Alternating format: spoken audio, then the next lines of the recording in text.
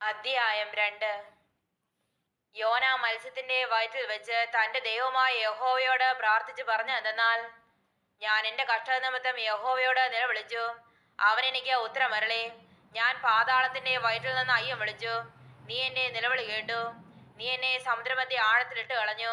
പ്രവാഹം എന്നെ ചുറ്റി, നിന്റെ ഓളങ്ങളും തിരകളുമെല്ലാം എന്റെ മീരെ കടന്നുപോയി. നിന്റെ ദൃഷ്ടിയിൽ നിന്ന് എനിക്ക് നീക്കം വന്നിരിക്കുന്നു. എങ്കിലും ഞാൻ നിന്റെ വിസ്ത മന്ദിരത്തിങ്കിലേക്ക് നോക്കിക്കൊണ്ടിരിക്കുമെന്ന് ഞാൻ പറഞ്ഞു. വെള്ളം പ്രാണനോളം എന്നെ വളഞ്ഞു, ആടി എന്നെ ചുറ്റി. കടൽ പുലന്റെ തലപ്പാവായിരുന്നു. ഞാൻ പർവ്വതങ്ങളുടെ അടിവാരങ്ങളോളം ഇറങ്ങി. ഭൂമി തന്റെ ഓടാമ്പുരളാൽ എന്നെ സദാകാലത്തേക്ക് അടച്ചിരുന്നു. നീയോ എന്റെ ദൈവമായ യഹോവേ, എന്റെ പ്രാണനെ കുഴിയിൽ നിന്ന് കയറ്റിയിരിക്കുന്നു. എന്റെ പ്രാണൻ എന്റെ ഉള്ളിൽ ക്ഷീണിച്ചു പോയപ്പോൾ ഞാൻ യഹോവയോർത്ത് എന്റെ പ്രാർത്ഥന നിന്റെ വിസ്ത മന്ദിരത്തിൽ നിന്റെ അടുക്കൽ എത്തി.